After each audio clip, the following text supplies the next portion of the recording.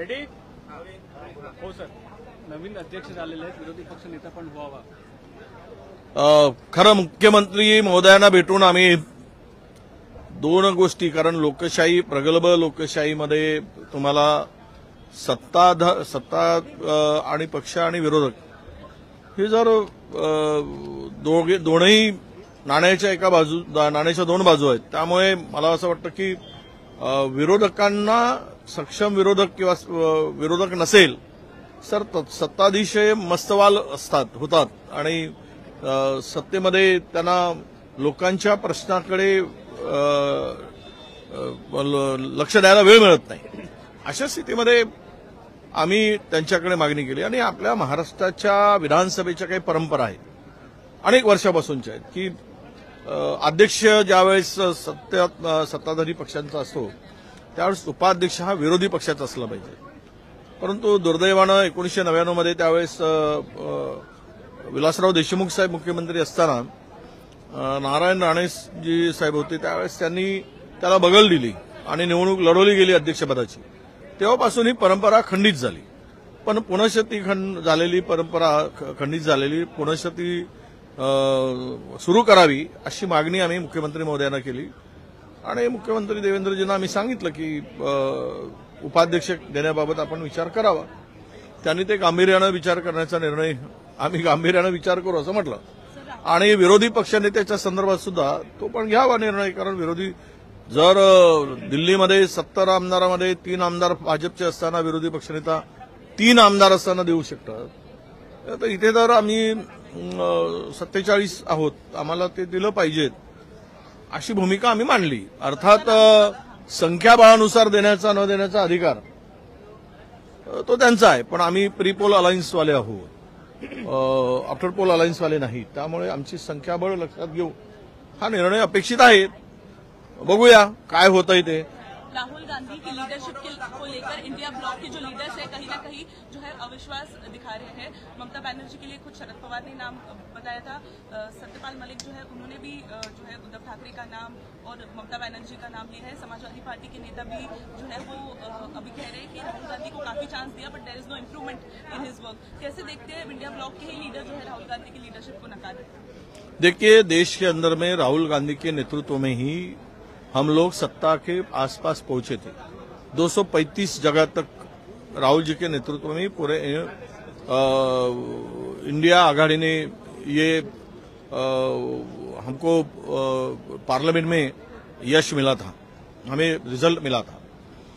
और रहा सवाल कि चुनाव में हार जीत होती रहती है, कई राज्यों में ये हुआ है. इसका मतलब ये नहीं कि राहुल जी इसके लिए सक्षम नहीं है, ये बोलना ये गलत है. राहुल जी पूरे देश में ऐसा एक नेता है कि जो सबको जोड़ने के लिए पूरी भरकस कोशिश करते रहते हैं. ये देश की डेमोक्रेसी, ये देश का संविधान, डेमोक्रेसी रही, संविधान पे ये देश चले, ये उनकी भूमिका रही है. हमेशा सब रिलीजियंस को लेकर वो न्याय दिलाने के लिए तत्पर रहने वाले नेता हैं. तो मुझे लगता है कि अब सबकी राय अलग अलग हो सकती है, पर राहुल जी सक्षम नहीं है ये बोलना गलत है, ये हमारी स्पष्ट राय है. वक्फ बोर्ड के रिलेटेड जो नोटिस आए हैं फार्मर्स को लातूर में, कहीं ना कहीं उद्धव ठाकरे की पार्टी जो है वो खुद का स्टैंड क्लियर नहीं कर पा रही है. कांग्रेस पार्टी का क्या स्टैंड है वक्फ बोर्ड के जो नोटिस आए हैं लातूर में फार्मर्स को, उसके रिलेटेड? नहीं, वो देखिए, इतने साल से वो लोग उसमें जमीन पर जमीन कसने का काम कर रहे, किसानी खेती कर रहे हैं. ऐसे स्थिति में वो वक्फ बोर्ड ने अभी नोटिस देना, और जमीन देखिए, अभी तो सेंट्रल ने भी जो बिल आया था वो भी अभी पेंडिंग है, उसके ऊपर भी चर्चा शुरू है. और स्टेट वक्फ बोर्ड के बारे में भी अभी कोई क्लैरिटी नहीं है. तो ऐसी स्थिति में ये नोटिस अभी देना ये थोड़ा मुझे ज्यादती लगती है. इसके बारे में थोड़ा सा पुनर्विचार हो. और आखिरी कहीं ना कहीं देखिए, कानून भी वक्फ बोर्ड की जमीन तो वक्फ बोर्ड की है ही, और ऐसे स्थिति में ये नोटिस वक्फ बोर्ड ने दिया क्या और किसी ने दिया? क्योंकि आज तो उन्होंने स्पष्ट रूप से नकार दिया है, उन्होंने अपना खुलासा भी किया है वक्फ बोर्ड ने कि यह नोटिस हमने दिया ही नहीं. तो इसका सवाल ही नहीं है कि अगर उन्होंने दिया नहीं तो फिर ये बवाल क्यों हुई है, ये किसने नोटिस दिया है, इसके बारे में भी सरकार ने इंक्वायरी होनी चाहिए, करनी चाहिए, ऐसा मुझे लगता है. नाना पटोले चालले आहेत. याआधी शरद पवार गेले होते, मात्र पण पुन्हा सरकारच्या वतीनं भाजपचे आमदार गोपीचंद पडळकर आणि सदाभाऊ खोत चाललेले आहेत. त्यांचं असं म्हणणं आहे की तिथल्या लोकांनी त्यांना बोलवलेलं आहे. नाही, मला असं वाटतं की मार्कडवाडीच्या गावाचा स्वतंत्र निर्णय आहे. त्यामध्ये त्या गावकऱ्यांनी पण सांगितलं तर आपल्याला बाहेरच्या लोकांनी काही तिकडे येण्याची आवश्यकता नाही आहे. कोणी न जाता सरकारने तिकडे काही प्रतिनिधी पाठवावेत, शासकीय अधिकारी पाठवावे आणि त्यांच्या मनातील शंका दूर करावी. मार्कडवाडीची लोक का असं ओरड करतायत, का त्यांना ही भूमिका घेण्याची आवश्यकता पडली, या संदर्भात मला माझं मत असं आहे की तिथे कुणालाही न पाठवा, सरकारने घ्यावं आणि मागपोलचा ची मागणी आहे ती मागणी पूर्ण करावी आणि ईव्हीएमचा विश्वास, दृढ विश्वास त्यांचा जो आहे बहुमत मिळाल्यामुळे तो त्याच्यावर शिक्का मारावा, त्यावर शिक्कामोर्तब करावं की नाही ईव्हीएम बरोबर आहे, तिथे मिळालेली मतं आणि झालेली आपल्या मागपोलमध्ये झालेली मतं ही थोडी शंका दूर करायसाठी अडचण काय. आणि असं काही नाही त्याला कुठे काय नियमाचा भंग होतो. आम्ही ग्रामसभेला अनेक अधिकार आहेत. ग्रामसभा ही स्वायत्त संस्था म्हणून आम्ही त्याच्याकडे बघतो. त्यांना गावाच्या संदर्भात कुठलाही निर्णय घेण्याचा अधिकार ग्रामसभेला दिलेला आहे. तो घटनेने दिलेला आहे, तो कायद्याने दिलेला अधिकार आहे. त्यामुळे त्या गावकऱ्यांच्या मध्ये कोणी हस्तक्षेप फार करण्याची मला तरी आवश्यकता वाटत नाही. आणि नानाभाऊ असोत की पडळकर असोत, कोणी तिकडे जाण्यापेक्षा सरकारने तो निर्णय घ्यावा आणि दूध का दूध, पाणी का पाणी करावं. सरकारी खात्यांमध्ये इंडियाचं नेतृत्व आहे ते ममता बॅनर्जी किंवा उद्धव ठाकरेंनी करावं. नाही, त्यांचं ते मत असेल, तो इंडिया आघाडीच्या बैठकीमध्ये काय निर्णय व्हायचा तो होईल. कोणी आपलं वैयक्तिक मत मांडत असतात, त्यांना ममता बॅनर्जींनी करावं, कोणी शरद पवार साहेब म्हणतील, कोणी उद्धवजी म्हणतील, तर कोणी सोनियाजी म्हणतात.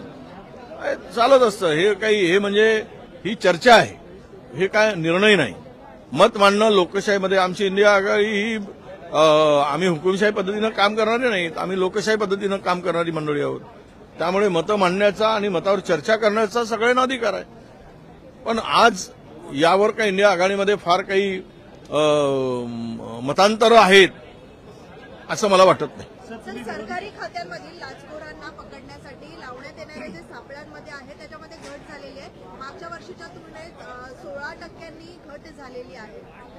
असं हे सापळे चलावले नाहीत, घट झाली नाही तर काय होणार. पक्ष्यांना पकडण्यासाठी जाळंच लावले नाही तर पक्षी येतील कसे. तसंच आहे ते जाळंच लावला नाही, ती सक्षम यंत्रणा नाही. यामध्ये खूप लूपहोल्स आहेत, त्यावर चर्चा नक्की व्हायला पाहिजे सभागृहात असं मला वाटतं.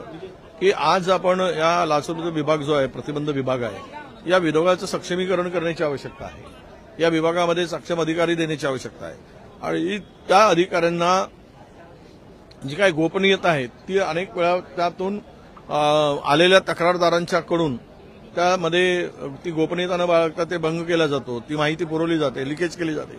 अशा याच्यातून जो लाचखोर अधिकारी असेल, प्रशासनातील माणूस असेल, तो सतर्क होतो आणि यापासून त्याला ट्रॅपपासून त्याला तो पळ काढतो. अशा या सगळ्या परिस्थितीमध्ये ही यंत्रणा मजबूतीनं उभी करण्याची आवश्यकता आहे.